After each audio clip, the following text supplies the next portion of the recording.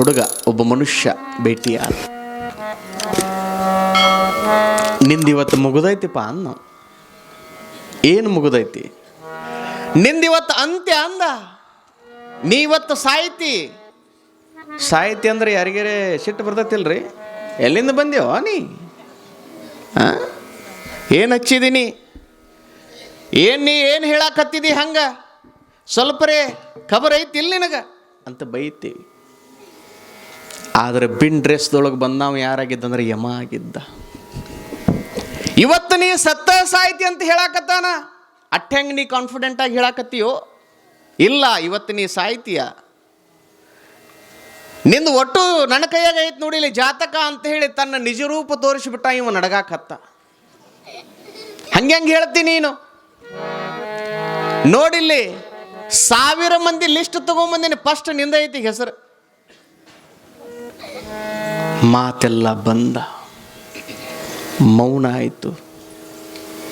ಆಯ್ತಪ್ಪ, ಮನಿ ಕಟ್ಟಾಕತ್ತೀನಿ, ಸ್ವಲ್ಪ ಮನಿ ಮುಗಿಲಿ ಅಂದ. ಬಿಡ್ತಾನೇನ್ರಿ? ಆಯ್ತಪ್ಪ, ಬರೋದು ಬಂದು ಇಲ್ಲೇ ಐತಿ ಮನಿ, ಬಾ ಒಳಗರೆ ಹೋಗುನು.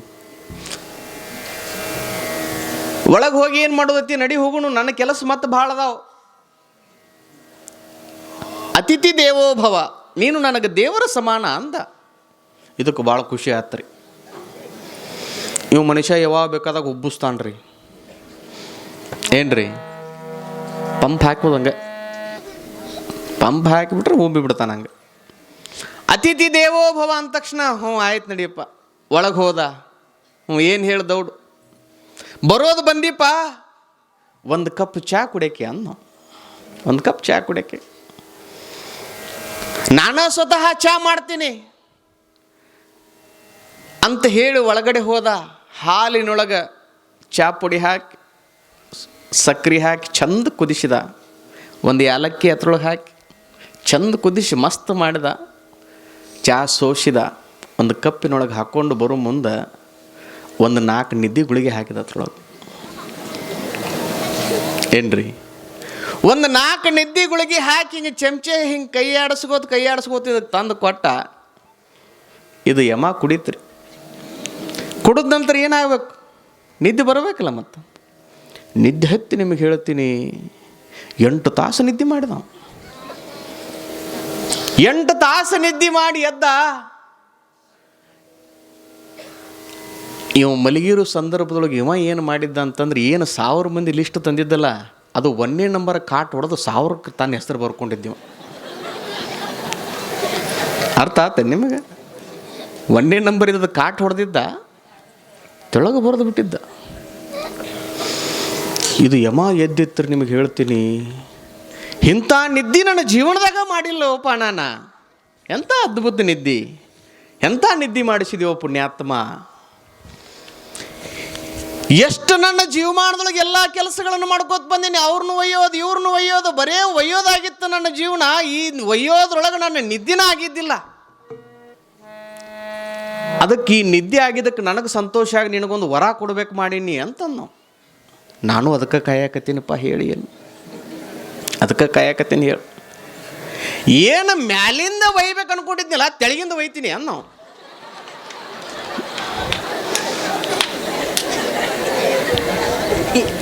ತೆಳಗೇನಿತ್ತು?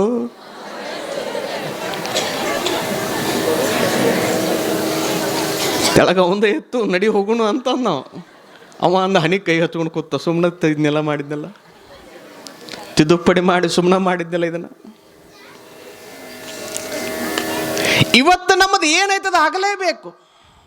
ದೇವರು ಎಷ್ಟು ಚಂದ ಮಾಡಿಟ್ಟ ಅಂದ್ರೆ, ಶರೀರ ಮಾಡಿಟ್ಟ. ಎದಿ ಮ್ಯಾಲ ಏನು ಬರ್ದ ಅಂದ್ರೆ 100 ವರ್ಷ ಗ್ಯಾರಂಟಿ. ಏನು 100 ವರ್ಷ ಅಂತ ಐತಿಲ್ಲ ಈ ಶರೀರಕ್ಕೆ, 100 ವರ್ಷ ಅಂತ ಹಾಕಿದ. ಬೆನ್ನಿನ ಹಿಂದೆ ಬರ್ದಾನ ಏನಂತಂದ್ರೆ ನೋ ಗ್ಯಾರಂಟಿ.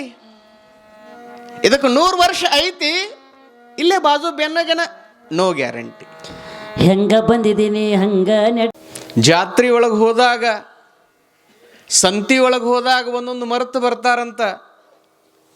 ಯಾರೋ ಸಂತಿಗೆ ಹೋಗಿದ್ರಿ ಅಂತಂದ್ರೆ ಕೈ ಚೀಲ ಮರೆತು ಬರೋ ಭಾಳ ಮಂದಿ ಇದಾವೆ. ಕಂಪ್ನಿ ಒಂದಿಷ್ಟು ಜಾತ್ರೆ ಒಳಗೆ ಹೋದು ಅಂತಂದ್ರೆ ಮಕ್ಕಳನ್ನ ಮರೆತು ಬರೋದಾವ. ಹೌದು ಅಲ್ರಿ? ಎಲ್ಲೋ ಹೋದಾಗ ಇದು ಯಾರ್ದೋ ಅಳಾಕತೈತೆ ನೋಡ್ರಿ, ಇದು ಯಾರ್ದು ಅಂತ ತೋರಿಸ್ತಾರಲ್ಲಿ.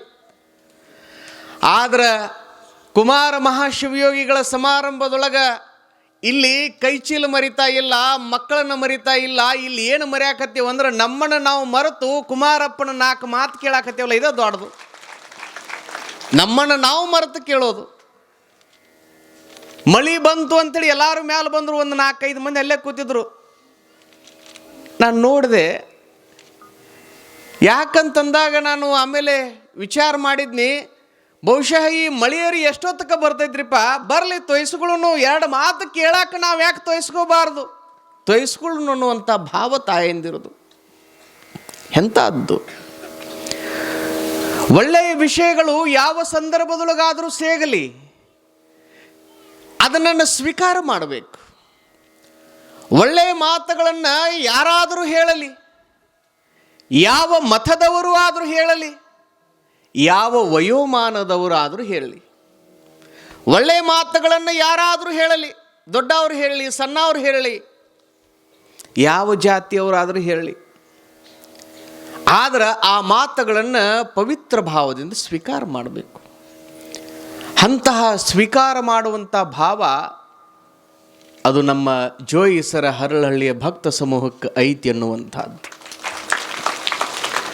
ಇದ ಕಾರ್ಯಕ್ರಮ ನಮ್ಮ ಕಡೆ ನಡೆದಿತ್ತು ಅಂದ್ರೆ ಏನ್ರಿ, ನಮ್ಮ ಕಡೆ ನಡೆದಿತ್ತು ಅಂದ್ರೆ ಹೆಂಗಿರ್ತದೆ ಗೊತ್ತೇನ್ರಿ? ಮಳೆ ಬರೀ ಕೆಡಸಾಕ ನೋಡ್ತೈತೆ ಕೆಲವೊಂದು ಕಡೆ. ಅದನ್ನು 4 ಹನಿ ಉದುರ್ದಂಗೆ ಮಾಡಿತು ಅಂತಂದ್ರೆ ಬಹುಶಃ ಕುಮಾರೇಶನ ಜಾಗದೊಳಗೆ ನಾನು ನೋಡಾಕತ್ತಿದ್ನಿ.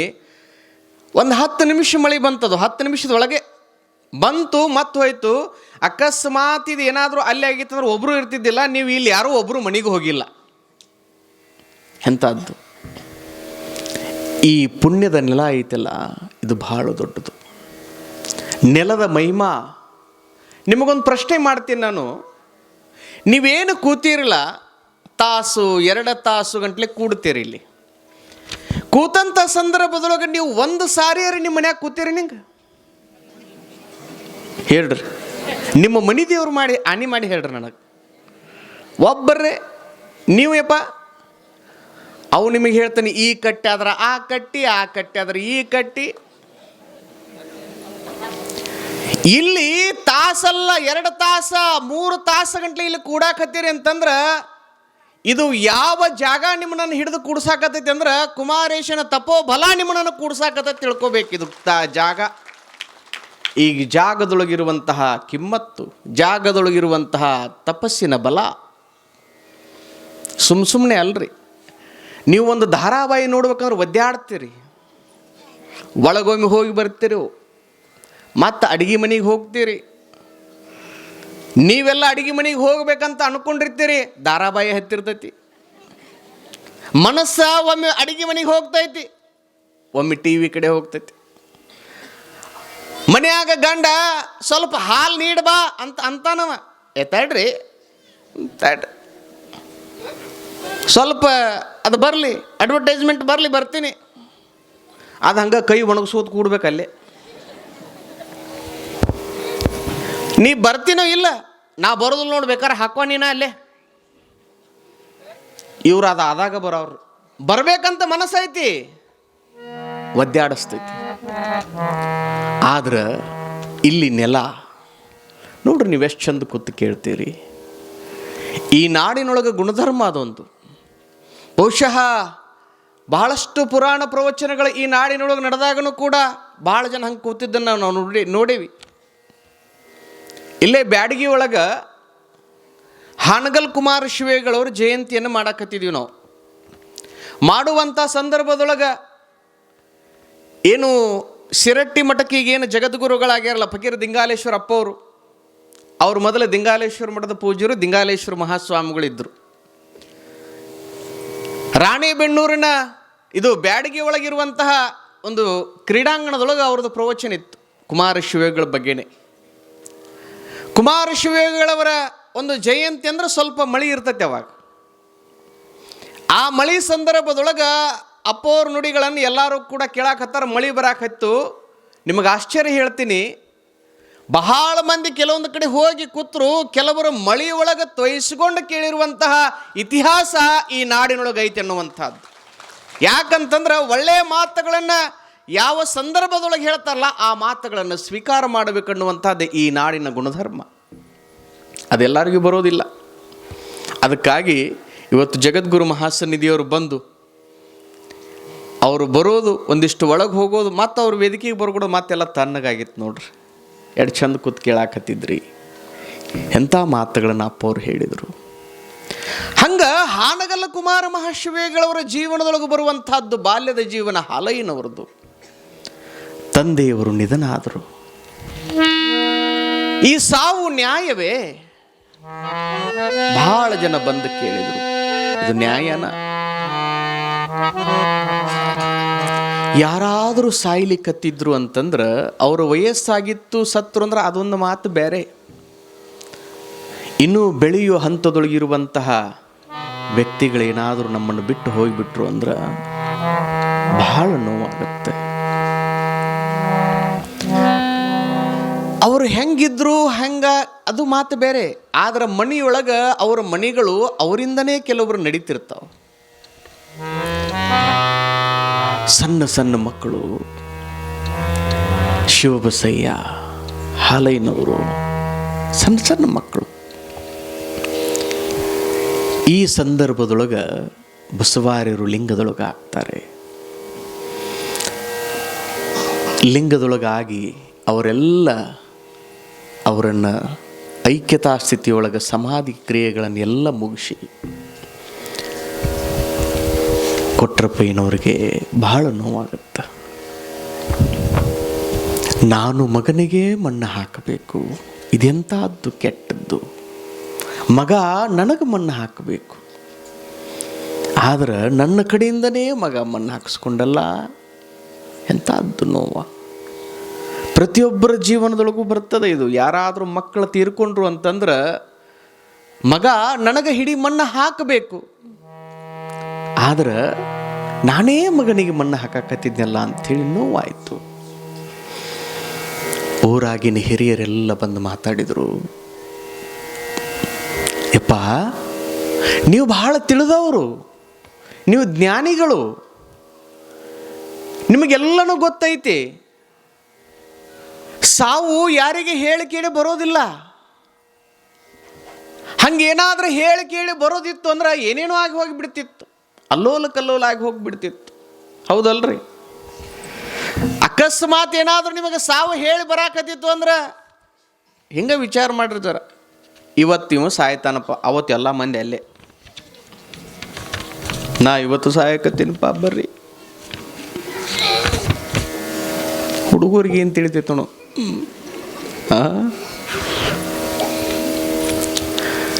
ಇವತ್ತು ನಾವು ಸಾಯ್ಬೇಕನ್ನುವಂಥದ್ದು ನಿಶ್ಚಯ ಇತ್ತಂದ್ರೆ ಅದು ಸತ್ತೇ ಸಾಯ್ತಾನ ಮನುಷ್ಯ. ಅದು ಯಾವ ಕಾರಣಕ್ಕೂ ತಡೆಯಂಗಿಲ್ಲ. ಯಾವ ಕ್ಷಣದೊಳಗೆ ನಮಗೆ ಮರಣ ಬರ್ತೈತಲ್ಲ ಹೇಳಿಕ್ಕಾಗಂಗಿಲ್ಲ. ಒಬ್ಬ ಸಾಹುಕಾರ, ಬಹಳ ದೊಡ್ಡ ಶ್ರೀಮಂತ, ಊರ ಹೊರಗ 5 ಕೋಟಿ ರೂಪಾಯಿ ಮನಿ ಕಟ್ಟಾಕತ್ತಿದ್ದ. ಏಟ್ರಿ? ಸ್ವಲ್ಪ ಎಲ್ಲರೂ ಮಾತಾಡ್ರಿ ನನ್ನ ಜೊತೆ, ತಪ್ಪೇನಿಲ್ಲ.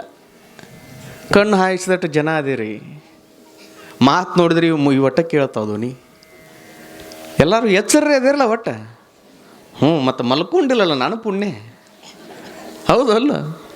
ತಂಪು ಗಾಳಿ ಬೀಸೈತ್ರಿ, ಮನ್ಯಾಗ ಹೋದ್ರೆ ಭಾಳ ಶೆಕೆ ಆಗ್ತೈತ್ರಿ. ತಣ್ಣಗೆ ಇಲ್ಲೇ ಆರಾಮ್ ಒಂದಿಷ್ಟು ಏನಾದರೂ ಬಿತ್ತು ಅಂತಂದ್ರೆ ಇಲ್ಲೇ ನಾವು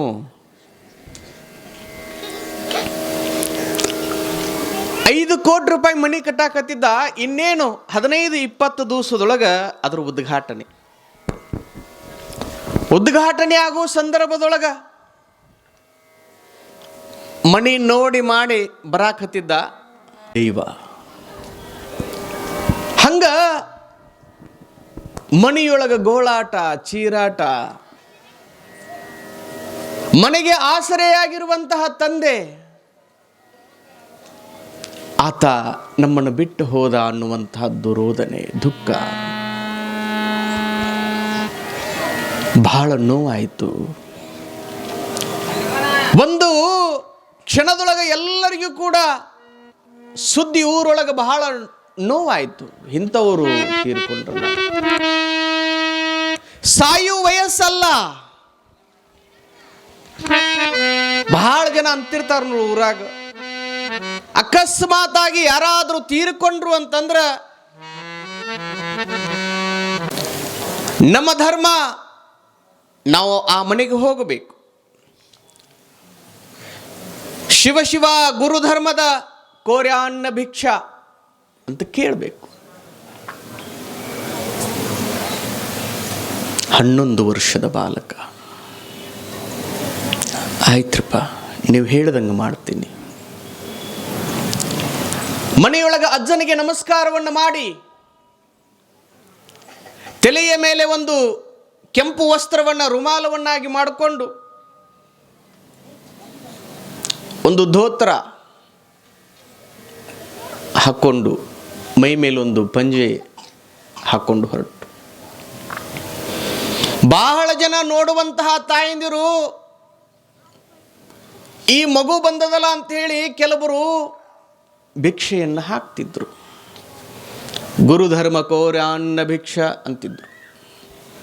ಇನ್ನು ಕೆಲವರು ಮುಂದೆ ಹೋಗಪ್ಪ, ಇನ್ನು ಕೆಲವರು ಕೊಟ್ರೈನವರ ಮೊಮ್ಮಗ ಪಾಪ ಸಣ್ಣ ಕೂಸ ಮನೆಗೆ ಭಿಕ್ಷಾ ಬೇಡ್ತಾ ಇದ್ದಾನಲ್ಲ ಅಂಥೇಳಿ ಮರಗುತ್ತಿದ್ರು. ಬಹಳ ಜನ ನೋಡಿ ಮರಗುತ್ತಿದ್ರು, ಬಹಳ ಜನ ಇನ್ನೊಂದಿಷ್ಟು ಚುಚ್ಚುವಾಗಿ ಮಾತಾಡ್ತಿದ್ರು. ಈ ವಯಸ್ಸಿನೊಳಗೆ ಭಿಕ್ಷಾ ಬೇಡಕ್ಕೆ ಬಂದ ನೋಡು ಹುಡುಗ ಅಂತ ಅಂತಿದ್ರು. ನೋವುಗಳು, ಚುಚ್ಚು ಮಾತುಗಳು ಅವನ್ನೆಲ್ಲ ಒಂದಿಷ್ಟು ಕೇಳಿದಂಗೆ ಮಾಡಿ ಬಿಡುವಂಥದ್ದು. ಹಾಲೈನವರಿಗೆ ನೋವಾಗ್ತಿತ್ತು. ಕೇವಲ ಜೋಯಿಸರ ಹರಳಹಳ್ಳಿಯೊಳಗೆ ಮಾತ್ರ ಭಿಕ್ಷೆಯ ಕಾಯಕವನ್ನು ಮಾಡ್ತಿದ್ದಿಲ್ಲ. ನಿಮ್ಮ ಪಕ್ಕದೊಳಗಿರುವಂತಹ ಸರ್ವಂದ, ಹಿರೇಕುಪ್ಪೆ, ಉಕ್ಕುಂದ, ಹಾಗೇನೆ ಹಲಗೇರಿ, ಈಗೇನು ನೀವು ಟಿ.ಡಿ. ಕೊಪ್ಪ ಅಂತ ಹೇಳ್ತಿರಲ್ಲ, ತಿರುಮಲ ದೇವರ ಕೊಪ್ಪ, ಈ ಎಲ್ಲ ಊರುಗಳಿಗೆ ಒಂದೊಂದು ದಿನ ಭಿಕ್ಷೆಗೆ ಹೋಗುವಂಥದ್ದು. ಇವತ್ತು ಆ ಊರಿಗೆ ಹೋದರೆ ನಾಳೆ ಈ ಊರಿಗೆ ಹೋಗಬೇಕು. ಹೀಗೆಲ್ಲ ಸುತ್ತಮುತ್ತ ಹಳ್ಳಿಗಳಲ್ಲಿ ಭಿಕ್ಷೆಯನ್ನು ಬೇಡುವಂಥದ್ದು. ಭಿಕ್ಷೆಗೆ ಬೇಡುವಂತಹ ಸಂದರ್ಭದೊಳಗೆ ಹಾಲೈನವರಂತಿದ್ರು, ಒಂದು ಸಾರಿ ನಾನು ಬೆಳಗ್ಗೆ ಹೊರಟ್ರ ಮಧ್ಯಾಹ್ನ ಬರಬೇಕಾಗ್ತಿತ್ತು, ನೆತ್ತಿ ಮ್ಯಾಲ ಸೂರ್ಯ ಬಂದಾಗ ಮನೆಗೆ ಬರಬೇಕಾಗ್ತಿತ್ತು. ಓದೋದು ಯಾವಾಗ, ಸಾಲಿಗೆ ಯಾವಾಗ ಹೋಗ್ಲಿ? ಹಾಲೈನವರಿಗೆ ಜ್ಞಾನದ ಹಂಬಲ, ಅವರಿಗೆ ಊಟ ಬೇಕಾಗಿದ್ದಿಲ್ಲ, ಅವರಿಗೆ ಬೇಕಾಗಿರುವಂತಹದ್ದು ಜ್ಞಾನ. ಜ್ಞಾನವನ್ನು ಸಂಪಾದನೆ ಮಾಡಿದಂಥವರು ಎಲ್ಲಿ ಬೇಕಾದರೂ ಕೂಡ ಆನಂದವಾಗಿರ್ತಾರ. ಜ್ಞಾನವನ್ನು ಗಳಿಸ್ಕೊಳ್ಬೇಕು. ಭೂಮಿ ನಿನ್ನದಲ್ಲ, ಹೇಮ ನಿನ್ನದಲ್ಲ, ಕಾಮಿನಿಯು ನಿನ್ನವಳಲ್ಲ, ನಿನ್ನೊಡನೆವೆಂಬುವುದು ಜ್ಞಾನ ರತ್ನ. ಭೂಮಿ ಅಂತ ನೀವೇನು ಅಣಕತ್ತಿರಲ್ಲ, ಅದು ಯಾವುದೂ ನಿಂದಲ್ಲ. ಭೂಮಿ ಇವತ್ತು ಗಳಿಸ್ತೀರಿ, ನಾಳೆ ಹೋಗ್ತದ. ಹೇಮ ನಿನ್ನದಲ್ಲ, ಕಾಮಿನಿಯೂ ನಿನ್ನವಳಲ್ಲ. ಹೇಮ ಬಂಗಾರ ನಿನ್ನದಲ್ಲಪ್ಪ. ಯಾರಾದರೂ ನಿನ್ನ ಹತ್ರ ಇದ್ದಂಥವ್ರು ತಗೊಂಡು ಹೋಗಿಬಿಡ್ತಾರ. ಹೆಣ್ಣೂ ನಿನ್ನದಲ್ಲ, ಮಣ್ಣೂ ನಿನ್ನದಲ್ಲ, ನಿನ್ನೊಡನೆವೆಂಬುವುದು ಜ್ಞಾನ ರತ್ನ. ನೀ ಏನು ಜ್ಞಾನವನ್ನು ಸಂಪಾದನೆ ಮಾಡ್ತೀಯಲ್ಲ, ಆ ಜ್ಞಾನ ಮಾತ್ರ ನಿಂದೈತೆಪ್ಪ. ಆ ಜ್ಞಾನವನ್ನು ಸಂಪಾದನೆ ಮಾಡು. ನೀವು ಬಹಳ ಜನ ಬರೀ ರೊಕ್ಕ ರೂಪಾಯಿ, ಮನೆ ಕಟ್ಟಬೇಕು, ಮನೆ ಹಾಕಿಸ್ಬೇಕು, ಅಷ್ಟು ರೊಕ್ಕ ತಗೋಬೇಕು ಅಂತ ಅಂತೀರಿ. ಆದರೆ ನಿಮಗೆ ಗೊತ್ತಿರಲಿ, ನೀವೇನಾದರೂ ಒಳ್ಳೆ ವಿದ್ಯಾವಂತನನ್ನು ಮಕ್ಕಳನ್ನು ತಯಾರು ಮಾಡಿದ್ರಿ ಅಂತಂದ್ರೆ ಆ ಮಕ್ಕಳು ಎಷ್ಟು ವಿದ್ಯಾವಂತರಾಗ್ತಾರಲ್ಲ ಅಷ್ಟು ರೊಕ್ಕ ಬರ್ತದ, ತಾನ ಬರ್ತದ. ವಿದ್ಯೆದ ಹಿಂದೆ ನಾವು ಬೆನ್ನು ಹತ್ತಿದ್ವಿ ಅಂತಂದ್ರ ಹಣ, ಸಂಪತ್ತು, ನಿಮಗೇನು ಬೇಕಲ್ಲ ಎಲ್ಲ ಬರ್ತದ. ಆದ್ರೆ ನೀವು ವಿಮುಖರಾಗಿ ನಾವೇನಾದರೂ ರೊಕ್ಕದ ಬೆನ್ನು ಹತ್ತಿದ್ವಿ ಅಂತಂದ್ರೆ, ನಮ್ಮೊಳಗೆ ವಿದ್ಯೆ ಇರಲಿಲ್ಲ ಅಂತಂದ್ರೆ ಇದ್ದದ್ದನ್ನು ಕಳ್ಕೊಳ್ಬೇಕಾಗತ್ತೆ. ವಿದ್ವಾನ್ ಸರ್ವತ್ರ ಪೂಜ್ಯತೆ. ಯಾರಲ್ಲಿ ವಿದ್ಯೆ ತಾಯಿ ಅದಾಳಲ್ಲ, ಸರಸ್ವತಿ ಅದಾಳಲ್ಲ, ಅವಳೊಬ್ಳು ಇದ್ಳು ಅಂತಂದ್ರೆ ಎಲ್ಲಿ ಬೇಕಾದಲ್ಲಿ ಪೂಜೆ ಮಾಡ್ತಾರೆ. ಅಂತಹ ಜ್ಞಾನಕ್ಕಾಗಿ ಹಾಲಯ್ಯನವರು ಹಂಬಲಿಸ್ತಾ ಇದ್ದಾರೆ. ಬರೇ ಇದರೊಳಗೆ ನಾನು ಕಾಲವನ್ನು ಕಳೆದ್ನಿ ಅಂತಂದ್ರೆ ನಾನು ಜ್ಞಾನವನ್ನು ಯಾವಾಗ ಸಂಪಾದನೆ ಮಾಡೋದು? ಮುಂದೆ ಕಲಿಬೇಕು ಅಂತಂದ್ರೆ ನಮ್ಮ ಮನೆಯೊಳಗೆ ಕೇವಲ 3ನೇ ಕ್ಲಾಸ್ ಮಾತ್ರ ಐತಿ, 4ನೇದು ಇಲ್ಲ. ಹಾಲಯ್ಯನವರು ಓದಬೇಕು ಅನ್ನುವ ಹಂಬಲ. ಇಷ್ಟೆಲ್ಲ ಇರುವೊಳಗೆ ಮನೆಯೊಳಗೊಂದು ಆಘಾತದ ಸುದ್ದಿ. ಅಕಾಲಿಕವಾಗಿ ಬಸವಯ್ಯನವರ ನಿಧನ ಆಗಿಬಿಡುತ್ತದೆ, ತಂದೆಯವರ ನಿಧನ. ಎಲ್ಲೋ ಒಂದು ಕಡೆ ಇರುವಂತಹ ಹಾಲಯ್ಯನವರಿಗೆ ಸುದ್ದಿ ಮುಟ್ಟಿದ ತಕ್ಷಣ ತಂದೆಯ ಈ ಸಾವು ಬಹಳ ನೋವು ತಂತು. ಮನೆಯೊಳಗಿರುವಂಥವ್ರು ಎಲ್ಲರೂ ಕೂಡ ದುಃಖದೊಳಗದಾರ. ಕೊಟ್ರಯ್ಯನವರಂತಾರ, ಭಗವಂತ ಎಂಥ ನೋವು ತಂದಿಟ್ಟು ಯಪ್ಪ, ನಾನು ಇನ್ನೂ ಅದೇನಿ, ನನ್ನ ಕಣ್ಣು ಮುಂದನೆ ನನ್ನ ಮಗ ಲಿಂಗೈಕ್ಯನಾದನಲ್ಲ, ನಾನು ನನ್ನ ಮಗನಿಗೆ ಮಣ್ಣು ಹಾಕುವುದ ಪಾಳಿ ಬಂತಲ್ಲಪ್ಪ, ಮಗ ನನಗ ಮಣ್ಣು ಹಾಕಬೇಕು, ಆದ್ರೆ ನಾನೇ ಮಗನಿಗೆ ಮಣ್ಣು ಹಾಕುವ ಪರಿಸ್ಥಿತಿ ಬಂತಲ್ಲ.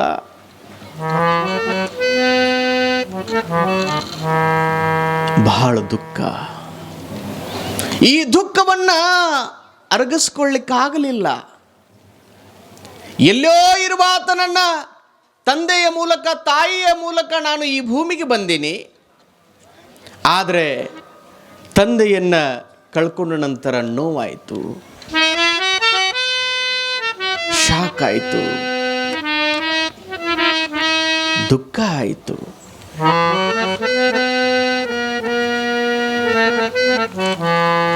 ಈ ಸಾವು ನ್ಯಾಯವೇ? ಈ ಸಾವು ನ್ಯಾಯವೇ ಅಂತೇಳಿ ಪ್ರಶ್ನೆ ಮಾಡ್ಲಿಕ್ಕತ್ತರು. ಇನ್ನು ಕೆಲವರು ಇದ್ದಂಥವ್ರು ಹೇಳಾಕತ್ರು, ಸಾವು ಹೇಳಿ ಕೇಳಿ ಬರೋದಿಲ್ಲ, ಅದು ಯಾರಿಗೂ ಬಿಟ್ಟಿಲ್ಲ. ಸಾವು ಶ್ರೀಮಂತರಿಗೂ ಬಿಟ್ಟಿಲ್ಲ, ಬಡವರಿಗೂ ಬಿಟ್ಟಿಲ್ಲ, ಬಹಳ ದೊಡ್ಡ ಮಹಾತ್ಮರದಾರಂತಂದ್ರ ಅವ್ರಿಗೂ ಬಿಟ್ಟಿಲ್ಲ.